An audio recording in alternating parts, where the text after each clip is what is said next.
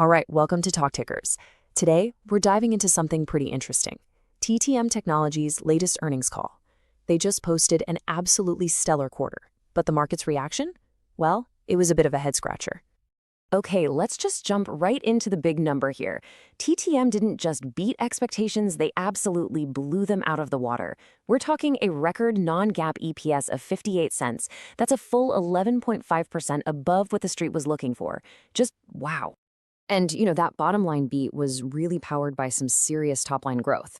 Revenue hit $730.6 million. That's a 21% jump year over year. I mean, on paper, this thing looks like a picture-perfect quarter.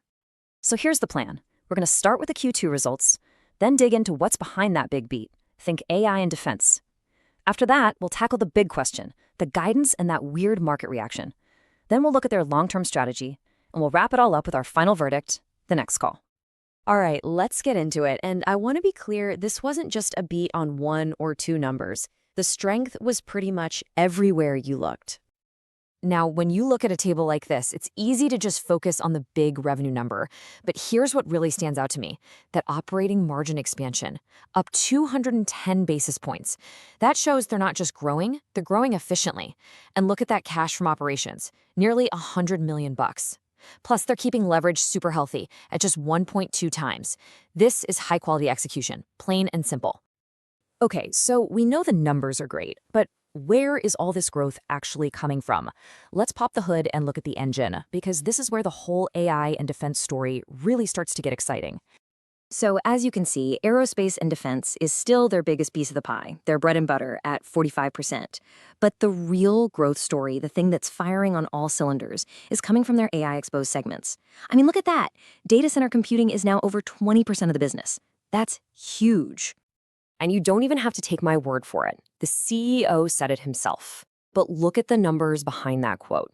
Data center computing, up 20% year over year. Networking, up a staggering 52%. And they're both being explicitly driven by generative AI. I mean, the AI tailwind here is it's a hurricane, not a tailwind.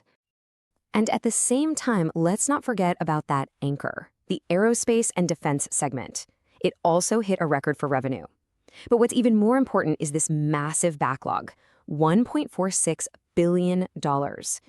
That's not just a number on a page. That is incredible visibility into their future growth. It gives them a really stable foundation to build on. Okay, so let's recap. We've got record results, a monster backlog, a massive AI tailwind. You'd think the stock would be shooting for the moon, right? Well, that's where this story takes a really interesting turn. Because after a tiny little pop right after the announcement, the stock actually fell, and fell hard, about 11% in the next few days. So what on earth happened? What spooked Wall Street? It's like the market had blinders on. It completely ignored all that amazing news we just talked about, and instead, it fixated on three key issues. First, guidance for Q3 that was maybe a little softer than people hoped. Second, the surprise announcement that the CEO is retiring. And third, some operational hiccups at a brand new facility. Now, let's be fair, this Q3 guidance isn't bad. In fact, it's still pretty strong.